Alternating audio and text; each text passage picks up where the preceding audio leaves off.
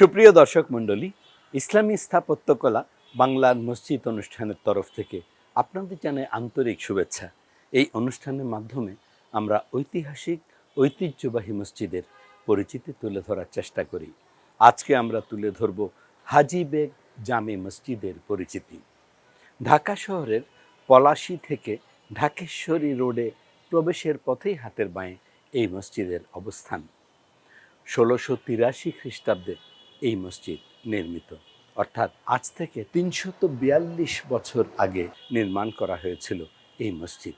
শিলালিপিতে মসজিদের সাল লেখা আছে। তবে আমরা ধারণা করি সেই সময় এই বাংলার সুবেদার ছিলেন শায়েস্তা খান, অর্থাৎ শায়েস্তা খানের আমলেই এই মসজিদ নির্মিত হয়েছিল, এতে কোনো সন্দেহ নেই।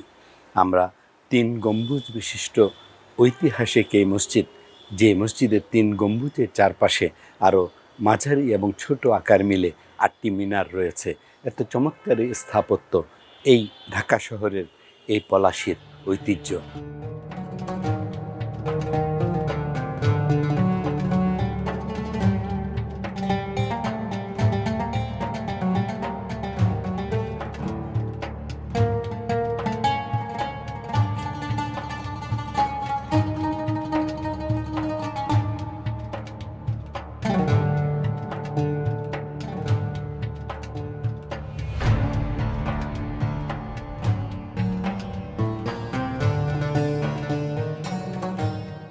আমরা এখন হাজী বেগ জামে মসজিদের 3 গম্বুজ এবং উপরের তলায় যে স্থাপত্য নকশা রয়েছে, এই যে 3 গম্বুজ বিশিষ্ট মসজিদ এবং চারপাশে মাঝারি এবং ছোট আকারের 8টি মিনার, চারপাশে কিন্তু পদ্ম ফুলের পাতার স্থাপত্য রয়েছে।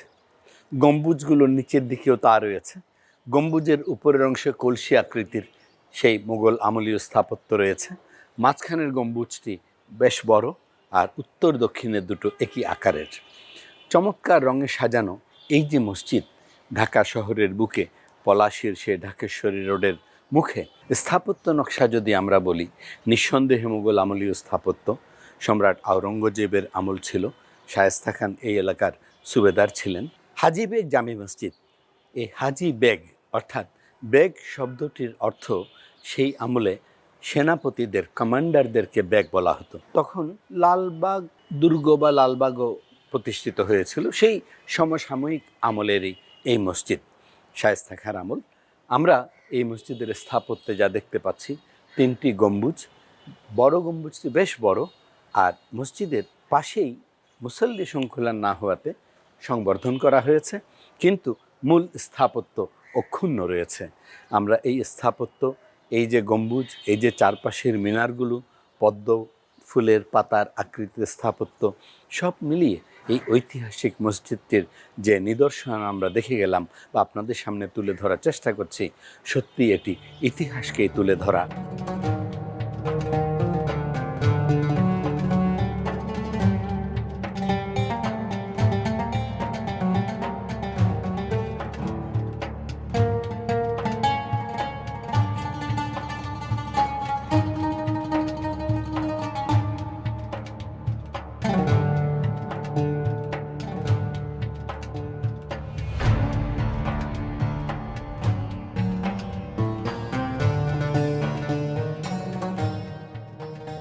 আমরা এখন কথা বলবো হাজী বেগ মসজিদের কমিটির একজন শ্রদ্ধেয় সদস্য জনাব শাহিনুল ইসলাম শাহিনের সাথে। আমরা ওনার কাছে জানতে চাইব এই মসজিদের ইতিহাস এবং ঐতিহ্য সম্পর্কে কিছু তথ্য। এই মসজিদটা 1683 সালে স্থাপিত হয়। এই মসজিদটা মোগলের বংশধর যারা, তারা এই মসজিদটা তৈরি করেছিলেন। লালবাগ কেল্লা আর এইটা একই সময়কালীন মসজিদ, মানে 5-6 বছর আগে আর পিছে। এই মসজিদটা যে তৈরি করছিল তার নাম হচ্ছে মাজার হাসান খান হাজী বেগ। সে মোগলের এক স্টেটের সেনাপ্রধান ছিল। তারপরে সে মোগলের থেকে সে এই জায়গাটা পাওয়ার পরে সে এখানে মসজিদ তৈরি করছিল। আমরা পূর্বের থেকে এখন পর্যন্ত দায়িত্ব পাওয়ার পর থেকে আমরা মসজিদটা দেখভাল করে আসতেছি।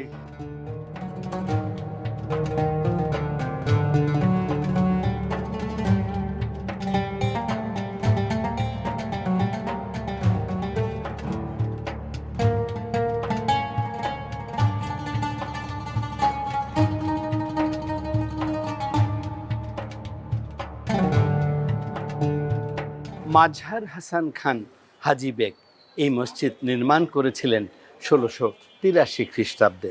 এই হাজী বেগ, বেগ অর্থ সেনাপতি, অর্থাৎ সেনাপতি বা লিডার যিনি থাকেন ওনাকে তখন বেগ বলা হতো। আর তিনি হজ করেছেন নিঃসন্দেহে হাজী, সেই থেকে হাজী বেগ নামে তিনি প্রতিষ্ঠিত এবং এই মসজিদ তিনি নির্মাণ করেছিলেন। আমরা এখন কথা বলবো এই মসজিদের কমিটি শ্রদ্ধেয় সেক্রেটারি জনাব শাহ আলমের সাথে। আমরা ওনার মুখে শুনব এই মসজিদের ইতিহাস ঐতিহ্য সম্পর্কে কিছু তথ্য। এই মসজিদ অনেক পুরনো ঐতিহ্য একটা মসজিদ। এই মসজিদের আমাদের পূর্বপুরুষরাও এই মসজিদ দেখভাল করে আসছেন। আমরা কিছুদিন আগে থেকে এই নতুন কমিটি আমরা এটা দেখভাল করতেছি। আল্লাহ যেন আমাদেরকে সুন্দর সুষ্ঠুভাবে এই মসজিদ পরিচালনা এবং উন্নয়ন করার তৌফিক দান করেন। আমরা আসার পরে এই মসজিদের মধ্যে আমরা কিছু এসি স্থাপনা করছি, কিছু উন্নয়নের কাজ করছি। এই আমাদের বাথরুম ছিল না ভালো, ওই প্রস্রাবখানা, অজুখানা, এগুলো আমরা সংস্কার করছি। নামাজের স্থানগুলো তৈরি করছি, নামাজ পড়ার জন্য মুসল্লিরা নামাজ পড়তে পারে। আমাদের এখানে অনেক দূর দূরান্ত থেকে মুসল্লিরা আসে, এই মসজিদ দেখার জন্য আসে।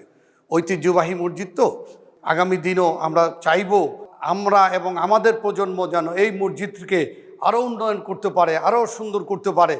আমরা এই পুরনো ঐতিহ্যকে ধরে রাখবো ইনশাআল্লাহ আগামী দিনেও।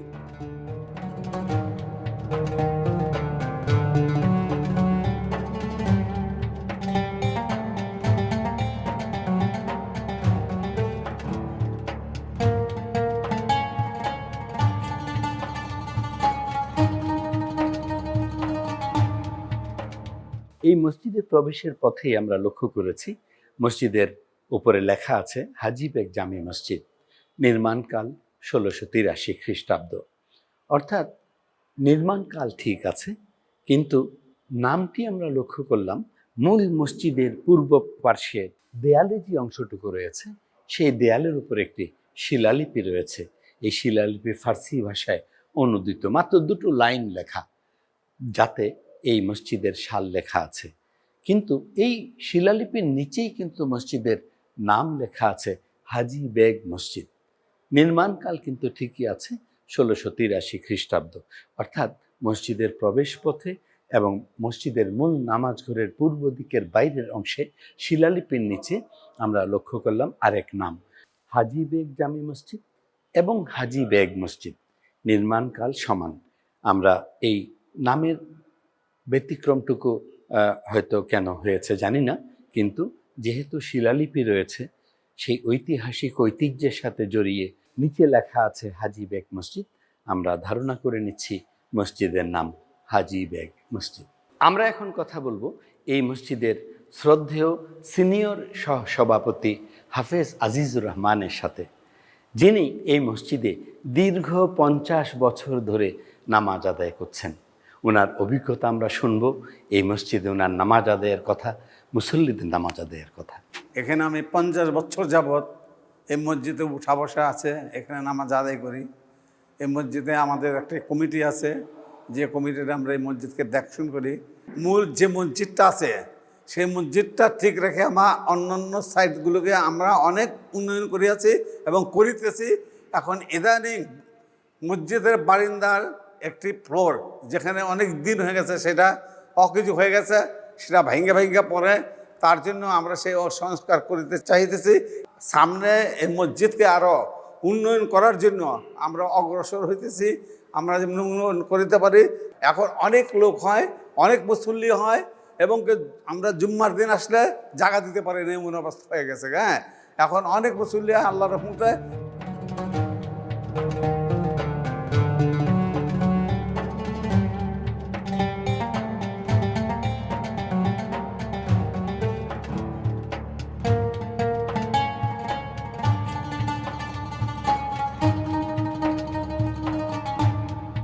এই ঐতিহাসিক মসজিদের মূল নামাজ ঘরের পূর্ব দিকের দেয়াল এটি। আমরা লক্ষ্য করছি যে এই অংশে পূর্ব দিকে বেশ কারুকাজ রয়েছে, খোপ রয়েছে, এবং সেই কলসি আকৃতির পিলার থেকে নিয়ে উপর পর্যন্ত বেশ চমৎকার করে স্থাপত্য নকশা করা হয়েছিল। পরবর্তীতে পবিত্র কোরআন শরীফ রাখার জন্য আমরা লক্ষ্য করছি এখানে খোপ রয়েছে, যেখানে পবিত্র কোরআন শরীফ ইতিমধ্যেই রাখা আছে, মুসল্লিরা যাতে নামাজ পড়তে এসে কোরআন তেলাওয়াত করতে পারেন। 3 কাতারের এই পূর্ব দিকের অংশ, এই 3 কাতারে অন্তত 150 মুসল্লি একসাথে নামাজ আদায় করতে পারেন। আমরা এই মূল মসজিদের পূর্ব দিকের যে অংশ, উত্তর দক্ষিণে দুটো এবং মাঝখানে মূল প্রবেশ পথ মিলে মোট 3টি প্রবেশ পথ এই মসজিদে ঢোকার জন্য আমরা লক্ষ্য করছি। প্রবেশ পথগুলো কিন্তু বেশ বড় বড়, বিশেষ করে মূল প্রবেশ পথটির আকার বেশ বড়, প্রায় 4 ফুটের মতো ব্যাসার্ধের দেয়াল, উপরেও কারুকাজ, দুপাশে উত্তর দক্ষিণে খোপ রয়েছে। আমরা এখন এই মসজিদের মূল নামাজ ঘরে প্রবেশ করব, মূল নামাজ ঘরের স্থাপত্য নকশা বা তথ্য আপনাদের সামনে তুলে ধরার জন্য। আমরা এখন এই মসজিদের মূল নামাজ ঘরে, 4 কাতার বিশিষ্ট এই মসজিদ, এটি কিন্তু মূল মসজিদ 3 গম্বুজ বিশিষ্ট। সেই 342 বছর আগে 1683 খ্রিস্টাব্দে নির্মিত হয়েছিল। এই 4 কাতারে অন্তত 200 মুসল্লি একসাথে নামাজ আদায় করতে পারেন। মসজিদের পূর্ব দিকের দেয়ালেও আমরা লক্ষ্য করছি খোপ রয়েছে। 3টি প্রবেশ পথের কথা আগেই বলেছি। উপরের অংশে স্থাপত্যে যদি আমরা লক্ষ্য করি, সেই পদ্মপাতার স্থাপত্য মোগল আমলের একই রকম রয়েছে। আর 3টি গম্বুজের মধ্যে উত্তর দক্ষিণের 2টো গম্বুজ একই আকারের, মাঝখানের গম্বুজটি বেশ বড়। আমরা এখন মাঝখানের গম্বুজের নিচে দাঁড়ানো। গম্বুজগুলোর নিচের অংশে আমরা লক্ষ্য করি তেমন কোনো রঙের ব্যবহার নেই, হালকা নীল রং আর সাদা রং ব্যবহার করা হয়েছে, কিন্তু স্থাপত্য নকশাগুলোকে করা হয়েছে খুবই সুন্দর করে। অর্থাৎ উপর থেকে মসজিদের নিচ পর্যন্ত যদি আমরা লক্ষ্য করি, যে মসজিদের পূর্ব পশ্চিমের দেয়াল, উত্তর দক্ষিণ এবং গম্বুজের নিচের অংশ, স্থাপত্য নকশা অপূর্ব। আমরা এই মসজিদের তথ্য সংগ্রহ করতে এসে এমন একজন মুসল্লি পেয়েছি যিনি 50 বছর ধরে এই মসজিদে নামাজ আদায় করছেন। এখন আমরা এমন এক মুসল্লি পেয়েছি যে মাত্র 10 বছর বয়সেও এই মসজিদে নামাজ আদায় করেন। এই মুসল্লির মুখে আমরা এখন পবিত্র কোরআনের একটি সূরার তেলাওয়াত শুনব। কুল আউযু বিরাব্বিন নাস মালিকিন নাস ইলাহিন নাস মিন শাররিল ওয়াসওয়াসিল খান্নাস আল্লাযী ইউওয়াসওয়িসু ফি সুদুরিন নাস মিনাল জিন্নাতি ওয়ান নাস। মাশাআল্লাহ, কত চমৎকার পবিত্র কোরআন শরীফের একটি ছোট্ট সূরার তেলাওয়াত আমরা শুনলাম।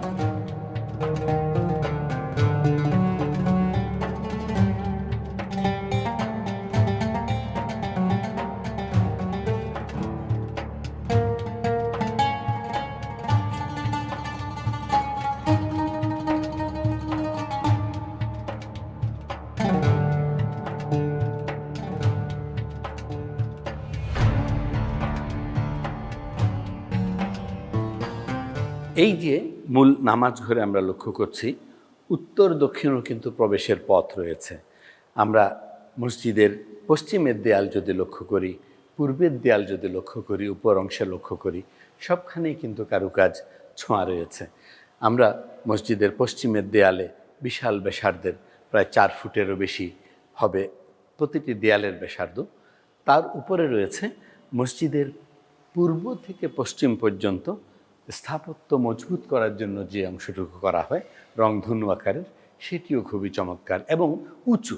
আমরা অনেক মসজিদে লক্ষ্য করেছি এই যে রংধনু আকারের যে স্থাপত্য নকশাটুকু করা হয় সেটি ছোট হয়, নিচে হয়, কিন্তু এই মসজিদে আমরা লক্ষ্য করছি এই কারুকাজে স্থাপত্য বেশ উঁচুতে, অর্থাৎ উঁচুতে গিয়ে 3টি গম্বুজের স্থাপত্যগুলোকে মজবুত করার জন্য, সুন্দর করার জন্য এই পরিবেশটুকু সৃষ্টি করা হয়েছে। স্থাপত্য নকশা যারা করেছেন তারাই এই কাজগুলো করেছেন। পশ্চিমের দেয়ালে আমরা লক্ষ্য করছি খোপ রয়েছে কোরআন শরীফ রাখার জন্য, সব সময় অনেক মসজিদে এটি রয়েছে। এরপর আমরা লক্ষ্য করছি এই যে হাজী বেগ মসজিদ লেখা আছে, উপরে কলেমা তাইয়্যিবা লেখা, লা ইলাহা ইল্লাল্লাহু মুহাম্মাদুর রাসূলুল্লাহ সাল্লাল্লাহু আলাইহি ওয়াসাল্লাম। ঠিক তার নিচেই ইমাম সাহেব দাঁড়িয়ে নামাজ আদায় করান এবং এটি একটি মেহরাব।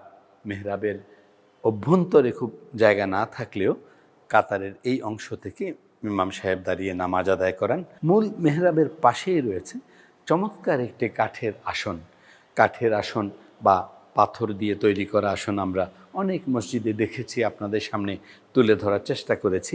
কিন্তু এই কাঠের আসনটি সত্যি অপূর্ব এবং চমৎকার কাঠের কারুকাজ করা হয়েছে, ফুলের কারুকাজ। এই আসনের পেছনের অংশের যে ফুলের কারুকাজ, উপরের অংশের কারুকাজ সব কিন্তু খুবই সুন্দর। এই কাঠের আসনে বসেই ইমাম সাহেব বা খতিব সাহেব মুসল্লিদের উদ্দেশ্যে বয়ান করে থাকেন অথবা জুমার দিন খুতবা আদায় করে থাকেন। এই কাঠের আসনের কারুকাজ এবং নকশা তৈরি নির্মাতা যারা করেছেন সত্যি প্রশংসার দাবি রাখেন। মহান আল্লাহ পাকের ঘরে এত সুন্দর একটি আসন সত্যি মনে রাখার মতো এবং অপূর্ব।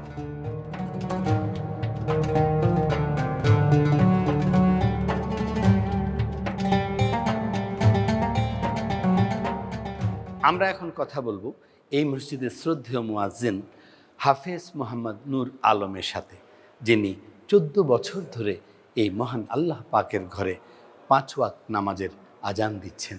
এই যে এত বড় একটা অনেক পুরনো ইতিহাস ঐতিহ্যবাহী মসজিদ পলাশী হাজীবেগ মসজিদ, এই মসজিদে আমি দীর্ঘদিন অর্থাৎ 14টা বছর যাবৎ এখানে আমি মুয়াজ্জিন হিসেবে থাকতে পেরে এবং আজানের দায়িত্ব পালন করতে পেরে আমি নিজেকে অনেক গর্ববোধ মনে করি এবং আল্লাহ তাআলার দরবারে অনেক শুকরিয়া আদায় করি। আলহামদুলিল্লাহ। এখানে 5 ওয়াক্ত নামাজে অনেক মুসল্লি হয়, বিশেষ করে ফজরের নামাজে সাধারণত দেখা যায় সব মসজিদেই মুসল্লি কম হয়। তো আলহামদুলিল্লাহ আমাদের মসজিদে ফজরের নামাজে মূল মসজিদ ভরে যায়। আপনারা যারা আপনাদের নিজ নিজ এলাকার স্থাপত্য সৌন্দর্য সমৃদ্ধ মসজিদের পরিচিতি তুলে ধরতে চান, তারা আমাদের কাছে ইমেল পাঠাতে পারেন। আমাদের কাছে ইমেল পাঠানোর ইমেল আইডি producerbanglarmasjid@gmail.com। এই ঐতিহাসিক মসজিদ ঐতিহ্য নিয়ে বেঁচে থাক এই বাংলাদেশের বুকে, ঢাকা শহরের বুকে, পলাশীর বুকে, এই প্রত্যাশা করে আমরা আজকের মতো শেষ করছি এই মসজিদের পরিচিতি। আগামীতে দেখা হবে মহান আল্লাহ পাকের ঘর অন্য কোনো মসজিদের পরিচিতি নিয়ে।